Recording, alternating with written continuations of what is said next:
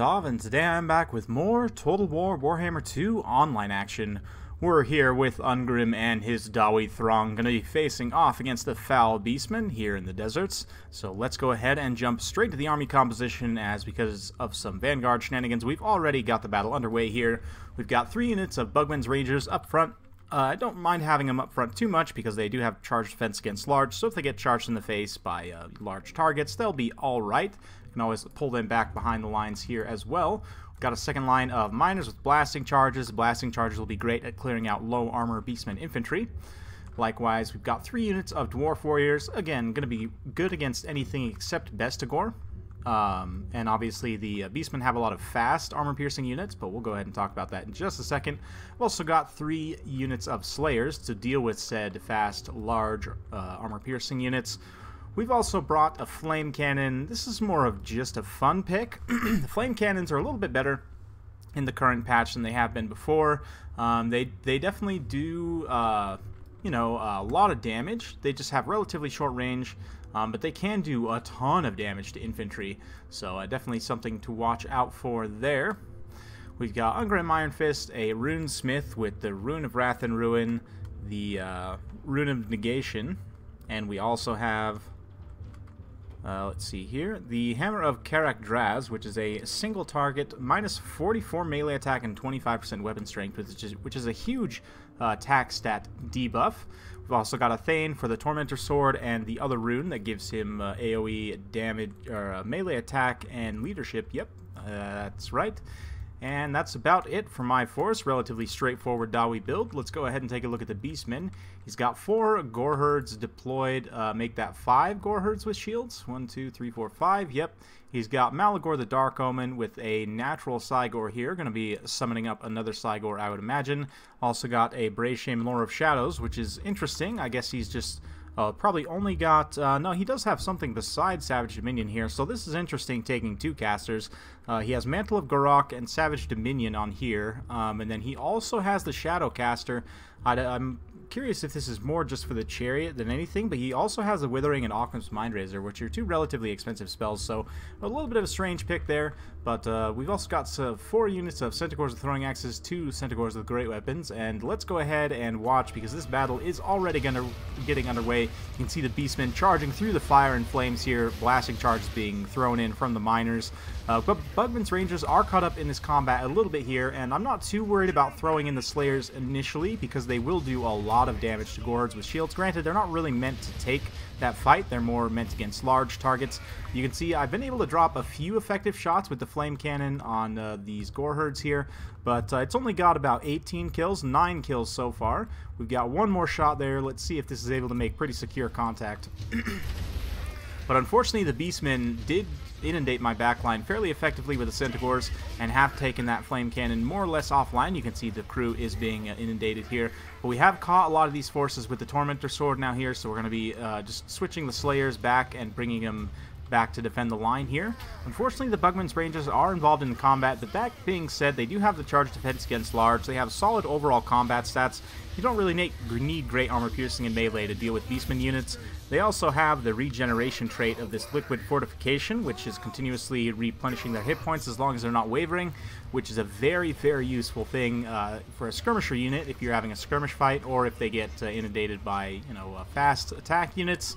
It's very useful to have that that nice regeneration trait. So I definitely think that Bugman's Rangers are going to be an auto pick in any matchup where you're going to be facing a lot of low armor units. They're probably one of the best skirmisher units in the game overall. I'm a huge fan, but you can see some nasty fire coming in from that Summon Cygor now. So we've got the 2 Cygors online. That being said, we've been able to relatively well deal with most of the infantry here. It's mostly just about securing the back line at this point. You can see Centaurs kind of running around in different areas, doing quite a bit of damage to the Rangers with great weapons, but we have managed to catch this Shaman somewhat here. You can see the Slayers. We had Ungrim also on him, but I think Ungrim's maybe caught up on another target here. Maybe there's some Centaurs there. But we're going to get Ungrim and the others switched over onto here and try and take down this Shaman as quickly as possible. We've got all the Centaurs with great weapons kind of throwing in their axes from the side here, doing quite a bit of damage, but they are mostly shooting at Slayers, so the armor piercing won't matter too much. I mean, obviously Slayers still will take that missile fire. It is worth noting, though, that Slayers, despite being a dual-wield unit, do have a missile block chance. They do have a 30% missile block chance. reflecting the fact that Slayers are supposedly able to bat projectiles out of the air, like they're able to just smack them out of the air with their axe. So I guess that's kind of cool and thematic that they have that missile block chance, but that is their only saving grace against missiles. A nasty hit from that Cygor there, but again, these Bugman's Rangers are standing relatively strong. The models that are here are regenerating. You can see the health going up across the board there, so they'll continue to get stronger as the battle goes on. We're getting Centaurs, again, just charging in here very aggressively, trying to take out these Bugman's Rangers. While the frontline engagement, my Dwarf Warriors have held up very admirably. Dwarf Warriors will trade very cost-effectively with Gorherds with shields, because of course the Dwarf Warriors have heavy armor and the Gorherds with shields have relatively low armor.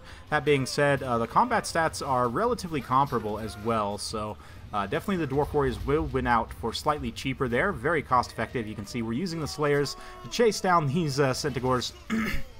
Slayers, they do have better AP than they used to back in Total War Warhammer 1. They're quite good against any large targets, but in particular low armor large targets will get torn to shreds by the Slayers very thematically. We have been able to secure those Bugman's Rangers, and they are back online, shooting into this big blob of Centaurs here that's kind of surrounded Ungrim. You can see Ungrim's fighting in here with a few units, a few Dwarf Warriors. He's not too happy about that situation, so he's going to head back towards his men here. Actually, looks like maybe I'm chasing that unit of Gorherds. All things considered, though, we are in pretty good shape. Another nice charge here from my opponent getting into this rear line here. We've dropped a Rune of Wrath and Ruin on these Gorherds with shields just to kind of clear them out.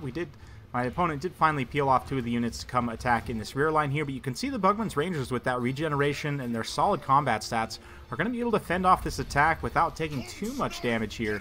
And this is one of the nicest things about the Bugman's Rangers, is even if they get pulled into a melee engagement, as long as it's not against a too heavily armored unit or, you know, something that's just way out of their class, like, you know, elite anti-infantry armor piercing, like a Hargoneth Executioner or something, you know, they'll hold their own against most basic types of troops. You know, cavalry and so on. So a huge fan of Bugman's Rangers. You guys will see these guys pretty much in any dwarf replay that I play. I also particularly love the big Stein on their shields. I think that's a super cool emblem there. But Ungrim is currently in here doing his Slayer thing, just beating around these Cygors. We've got the Dwarf Warriors also inundating them here. Most of my opponent's infantry has been broken at this point. We do have some Gorherds kind of standing around here. Oh, it looks like they were actually caught by that Tormentor Sword from the Thane there. So he's getting in there with some headbutts. Definitely going to be teaching these Gorherds a thing or two about dwarfs. We had managed to catch Malagor a little bit before with Ungrim and do quite a bit of damage, but now, wow. Man, he just straight up wasted more Malagor there. Super brutal. Now going to turn his attention back over to this Cygor here, and with the loss of leadership, you can see a lot of the Beastmen units starting to hit army losses, and we are rapidly going to approach that point where the rest of them just chain route. So a very close battle overall. You can see a lot of my forces are very tired. Super fun battle as well. This is a matchup that can really go either way, and because the Beastmen have a lot of fast armor piercing units and a lot of you know, kind of anti-infantry armor piercing, they have historically been one of the tougher factions for the dwarfs to deal with. If you go back in kind of the dark old days of my channel, you'll see quite a few Beastmen replays versus the dwarfs, where I use a lot of, you know, the Boar chariots, or the Razor Gore chariots rather, and you know, the Razor Gore herds even, and so on. Now with the mass buffs that the dwarfs have got, you know, obviously we've got the Tormentor Sword now. While Rune and Wrath and Ruin is limited, it also has a much longer cast range and has that nice speed debuff as well. Ungrim, the fact that they buffed infantry lords to be able to not be knocked over as much, in particular Ungrim and Grimgor, I would say, were the biggest beneficiaries of that. Grombrindle to a lesser degree, but Ungrim in particular, because he's the Slayer King and kind of meant to be fighting large targets, it makes him a lot better at that role. You can see he did take a lot of damage there when he was kind of being beaten on by those 2 Cygors, but overall, you know, he's able to take him down fairly effectively. Really helped taking out in some of those Centaurs with Grey Opens as well, and he just smashed Malagor's teeth in, which is pretty nice. Runesmith got a few kills. The Rune of Wrath and Ruin is always helpful. Thane also got a few kills and helped kind of tie things up with the Tormentor Sword. Really, though, the MVPs for my forces are the Slayers here, 76, 71. This one only got 35, but these two both picked up an XP Chevron. This Bugman's Rangers had an XP Chevron to begin with, but it managed to pick up another one through the course of the battle. 38 kills.